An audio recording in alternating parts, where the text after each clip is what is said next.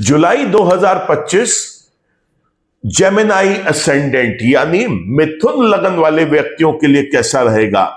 अगर आपकी भी है जिज्ञासा ये जानने की कि कौन से ग्रह रहेंगे शुभ और कौन से ग्रह रहेंगे अशुभ, तो बने रहे मेरे साथ इसी वीडियो में। दोस्तों नमस्कार, मैं हूं डॉक्टर विवेक चोपड़ा और आज चर्चा करूंगा मिथुन लगन वाले व्यक्तियों के लिए 9 ग्रह कौन से शुभ और कौन से अशुभ रहेंगे।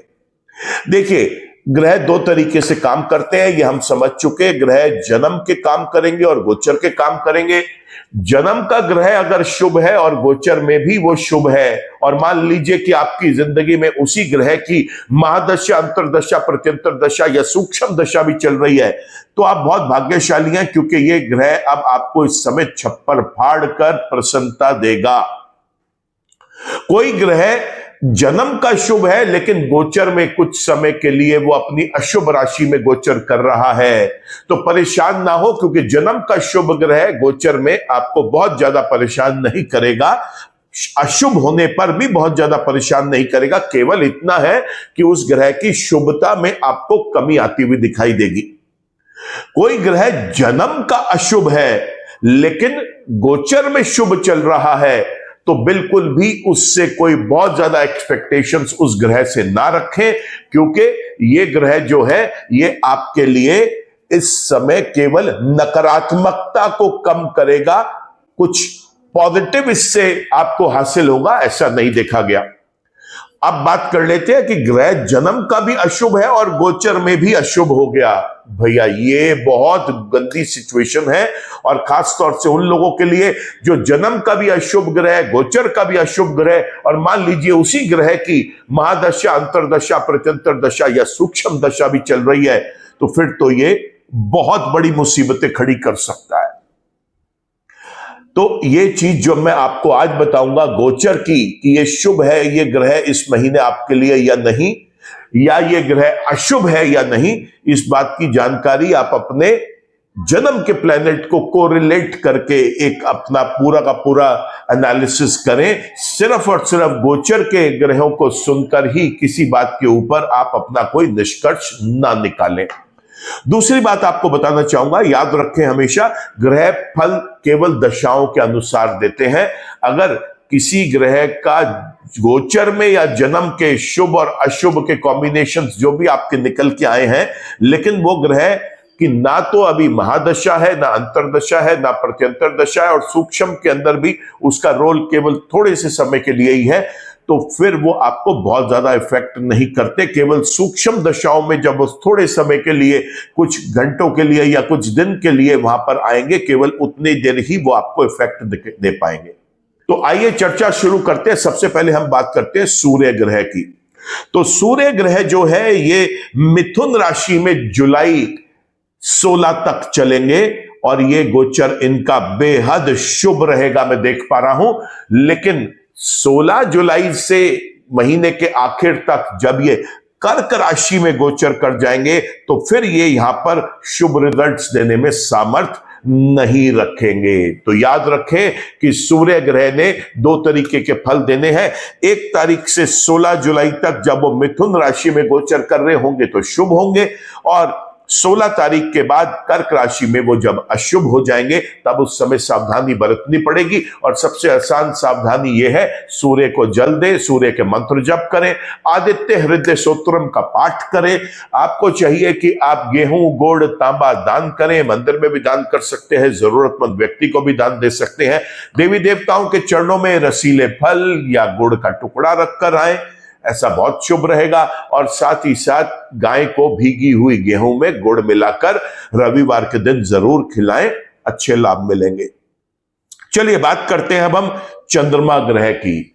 चंद्रमा तो मैं आपको हर वीडियो में अपने बताता आया हूं कि चंद्रमा जो है ये 2 प्रकार से फल दे सकते हैं, किसी राशि में शुभ, किसी राशि में अशुभ। लेकिन इसको ट्रैक करना किसी भी एक आम इंसान के लिए बहुत मुश्किल है, क्योंकि ये किसी भी एक राशि में केवल 2.5 दिन ही रहते हैं।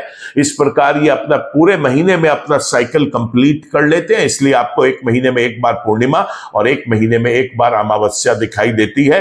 तो चंद्रमा के लिए तो मैं आपको हमेशा ये रिकमेंड करूंगा कि चंद्रमा के मंत्र जप करें, शिव की पूजा अर्चना करें, शिवलिंग पर जाकर कच्चा दूध जल में मिक्स कर चढ़ाएं, बहुत शुभ रिजल्ट्स मिलते हैं। किसी भी गरीब वृद्ध औरत को शाम के समय चावल, चीनी, दूध, सफेद कपड़ा, कोई भी लिक्विड आइटम, कोई तरल पदार्थ, ये आप उसकी जरूरत के अनुसार उसको दान में दे सकते हैं, उसे खिला सकते हैं, उसकी मदद कर सकते हैं, बेहद शुभ रहेगा। यहां पर रुद्र अभिषेक सोमवार के दिन करना बहुत शुभ रहता है, इसे करने से भी लाभ मिलेगा, चंद्रमा की नेगेटिविटीज रिड्यूस होंगी। और चंद्रमा अगर जन्म के आपके शुभ है तो एक मोती रत्न ऐसे व्यक्ति को धारण कर लेना चाहिए, दूसरे भाव के स्वामी है, तो यहां पर धन प्राप्ति में मदद करेंगे। मंगल ग्रह की बात कर लेते हैं। तो मंगल ग्रह सिंह राशि में 1 तारीख से 28 तारीख तक गोचर करेंगे और उसके बाद फिर वो महीने के आखिरी 3 दिन कन्या राशि के अंदर आपको दिखाई देंगे। तो जो इसका सिंह राशि का गोचर है ये बहुत शुभ है, लेकिन जब ये कन्या राशि में कुंडली के चौथे भाव में गोचर करेंगे तब ये बेहद अशुभ रिजल्ट देंगे। और जब मंगल अशुभ रिजल्ट दे रहे हो तो उस वक्त सबसे पहले तो उसका रत्न अगर आपने धारण किया हुआ है, महादशा, अंतरदशा, प्रत्यंतर दशा या सूक्ष्म दशाओं की वजह से उसे उतार दीजिए और ऐसे समय में मंगल के मंत्र जप करें, हनुमान चालीसा पढ़कर सोएं, हनुमान मंदिर में जाकर प्रसाद बांटें, गरीबों को लाल कपड़ा, शहद, लाल मसूर की दाल, इस तरीके की चीजें जरूर डोनेट करें, बच्चों को केले खिलाएं। कहीं पर आपको संभव हो सके सुंदरकांड का पाठ हो रहा हो तो वहां पर जाकर आप थोड़ी देर जरूर बैठे, उस पाठ में शरीक हो, वहां पर बहुत अच्छे रिजल्ट मिलेंगे। चर्चा करते हैं अब हम बुध की। बुध पूरा महीना कर्क राशि में लगन का स्वामी होने पर भी दूसरे भाव में बैठेगा और यहां पर ये बेहद अशुभ रिजल्ट देता है। आपको बहुत से एस्ट्रोलॉजर्स ये कहते मिलेंगे कि लगन का स्वामी दूसरे भाव में आकर शुभ रिजल्ट देगा। दोस्तों ऐसा बिल्कुल नहीं है, यहां पर बुध जो है वो टोटली अशुभ रिजल्ट्स देंगे और इसलिए बुध के उपाय करना आवश्यक हो जाता है। ऐसे में अगर पन्ना रत्न धारण किया हुआ है तो जब तक ये कर्क राशि में गोचर कर रहे हैं और अशुभ है, ऐसे में उस पन्ने रत्न को उतार दीजिए। सबसे पहले गाय को हरा चारा खिलाइए, भीगे हुए साबुत मूंग की दाल रात को रखें, थोड़े से मूंग भिगो के सुबह जब वो नरम हो जाए तो उसे उठा के पक्षियों को खाने के लिए डाल दें, बहुत शुभ रिजल्ट्स मिलेंगे। ऐसे में दुर्गा जी की पूजा अर्चना करें, दुर्गा के बीज मंत्र करें, बुध के बीज मंत्र करें, बुध के सामान्य मंत्र करें, ऐसा करने से भी लाभ मिलेगा। हरा रंग पहनने से बचे, हरी चीजों का ज्यादा उपयोग ना करें। बृहस्पति ग्रह की बात करें तो बृहस्पति लगन में चल रहे हैं पिछले कुछ महीने से और ये इस साल लगभग काफी समय इन्होंने मिथुन राशि के अंदर ही अभी गोचर करना है। लगभग अक्टूबर के समय ये कर्क में जाएंगे, लेकिन फिर वक्री होकर वापस मिथुन राशि में आ जाएंगे और मिथुन राशि में बृहस्पति इस लगन वाले व्यक्ति के लिए बेहद शुभ रिजल्ट देता है। अगर आपके जीवन में बृहस्पति जन्म के भी शुभ है, गोचर में भी अच्छे चल रहे हैं और उनकी किसी व्यक्ति की महादशा, अंतरदशा भी चल रही है, तो ऐसे में पुखराज रत्न जरूर धारण करना चाहिए।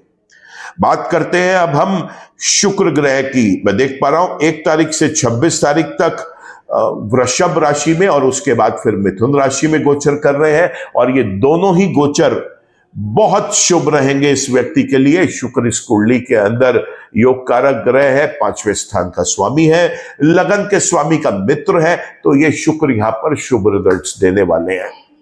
शनि की बात करते हैं तो शनि जो है वो कुंडली के अंदर मीन राशि में कुंडली के 10वें भाव में गोचर कर रहे हैं और यहां पर ये गोचर इनका पूरा साल अभी मीन राशि में ही वो गोचर करेंगे, अगले साल भी पूरा वो मीन राशि में ही रहेंगे। अभी उनका गोचर परिवर्तन हुआ है, तो ऐसे में शनि यहां पर प्योरली नेगेटिव रोल प्ले करेंगे और शनि के उपाय करना आवश्यक हो जाता है।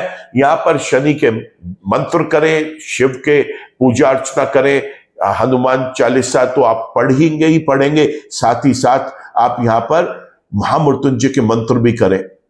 ऐसे में शनिवार वाले दिन शनि मंदिर में जाकर एक चौमुखा सरसों के तेल का दीपक जलाकर आए, शनि देव के चरणों में थोड़ा सा सरसों का तेल भी चढ़ाएं और साथ में काले उड़द चढ़ाकर आए। किसी गरीब व्यक्ति को, आसमान में उड़ने वाले पक्षियों को, जमीन पे चलने वाले पशुओं को और जमीन के अंदर पलने वाले जो जीव है, कीड़े मकोड़े, इनके लिए भोजन का प्रबंध करें। संभव हो और आपके आसपास कहीं पानी, फ्लोइंग वाटर हो, बहता हुआ पानी और मछलियां हो, तो वहां पे आटे की गोलियां भी जाकर चढ़ाएं, बड़े शुभ रिजल्ट मिलेंगे। ऐसे में नीला काला रंग पहनने से परहेज करना चाहिए। शनि यहां पर भाग्य का स्वामी भी है। अगर ये जन्म के भी अशुभ है, गोचर में भी अशुभ चल रहे हैं, तो किसी विद्वान ज्योतिषाचार्य के पास जाके इसके उपाय करें, क्योंकि लंबे समय तक अभी शनि ने इसी राशि में ही गोचर करना है। बात करते हैं अब हम राहु की। राहु कुंडली के 9वें भाव में गोचर कर रहे हैं। अभी ही वो उनका स्थान परिवर्तन हुआ है। पहले वो मीन राशि में थे, अब गोचर में वो आ गए हैं कुंभ राशि के अंदर। और कुंभ राशि का राहु मिथुन लगन वाले व्यक्ति के लिए मैं देख पा रहा हूं प्योरली अशुभ रिजल्ट्स देंगे। तो ऐसे में राहु के उपाय करना आवश्यक हो जाता है। ओम राहुवे नमः का मंत्र जप करें, सरस्वती माता की पूजा अर्चना करें, नीले काला रंग पहनने से यहां पर भी परहेज करें। और साथ ही साथ आपको एक छोटा सा सरल काम बताता हूं, वो ये कि पक्षियों को दाना डालें, एक बर्तन में अपना चेहरा देखें, उसमें चेहरा देखने के बाद वो पानी भी पक्षियों के पीने वाले बर्तन में ट्रांसफर कर दें। केवल इतना करना मात्र आपके लिए काफी है। संभव हो तो चाय की पत्ती का पाउडर या कॉफी का पाउडर किसी गरीब जरूरतमंद व्यक्ति को जाके दे। इसे पकाकर भी आप गरम गरम चाय किसी जगह जाकर रात के समय या सुबह के समय गरीबों को जाके पिला सकते हैं। ऐसा करना भी बहुत शुभ रहेगा। केतु की बात करते हैं। देखिए, केतु जो है, हर वीडियो में बताता आया हूं, अपने फल देने में सक्षम नहीं होता। केतु जिसकी राशि में बैठता है उसके अनुसार फल देगा। तो चूंकि यहां पर केतु जो है वो सूर्य के भाव में बैठे हैं, सूर्य की राशि में बैठे हैं, तो उन्होंने फल सूर्य की तरह देने हैं, जो 1 तारीख से 16 तारीख तक शुभ होंगे और 16 तारीख से लेकर फिर महीने के आखिर तक अशुभ होंगे। तो ठीक उसी प्रकार केतु भी 1 तारीख से 16 तारीख तक शुभ रिजल्ट्स देंगे और 16 तारीख से महीने के आखिर तक जाकर फिर ये अशुभ रिजल्ट्स देंगे। तो इस तरीके से हमने देखा कि 9 ग्रह मिथुन लगन वाले व्यक्ति के लिए कब शुभ है और कब अशुभ है। तो इस तरीके से हमने देखा कि सूर्य से लेकर केतु तक कौन सा ग्रह शुभ है, कौन सा ग्रह अशुभ है।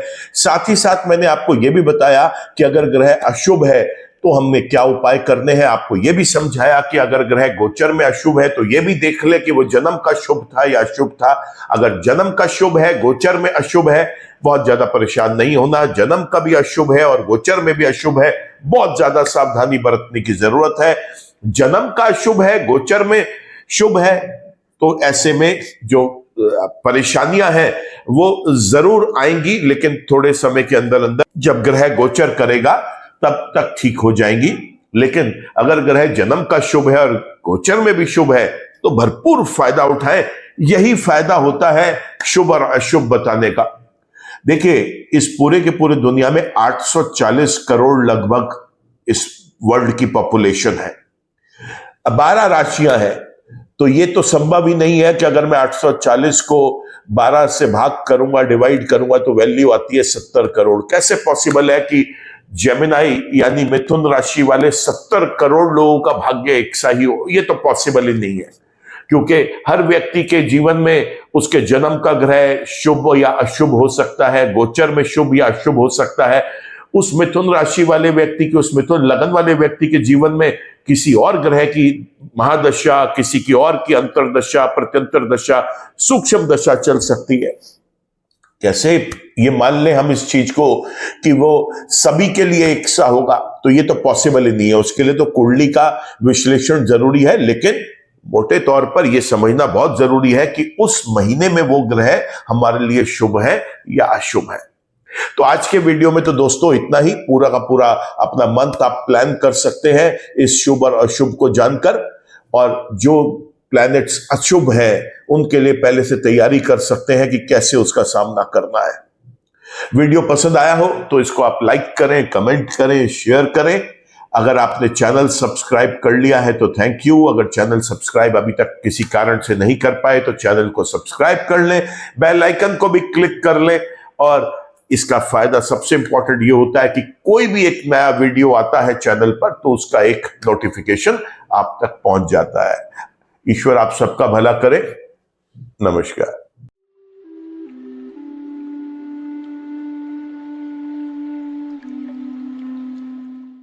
जीवन की सभी प्रकार की व्यक्तिगत, पारिवारिक और व्यावसायिक समस्याओं के समाधान के लिए तुरंत संपर्क करें। डॉक्टर विवेक चोपड़ा, पीएचडी, गोल्ड मेडलिस्ट, विश्व विख्यात ज्योतिषाचार्य एवं वास्तु एक्सपर्ट। कॉल अथवा व्हाट्सएप करें 9311131069 9212243169।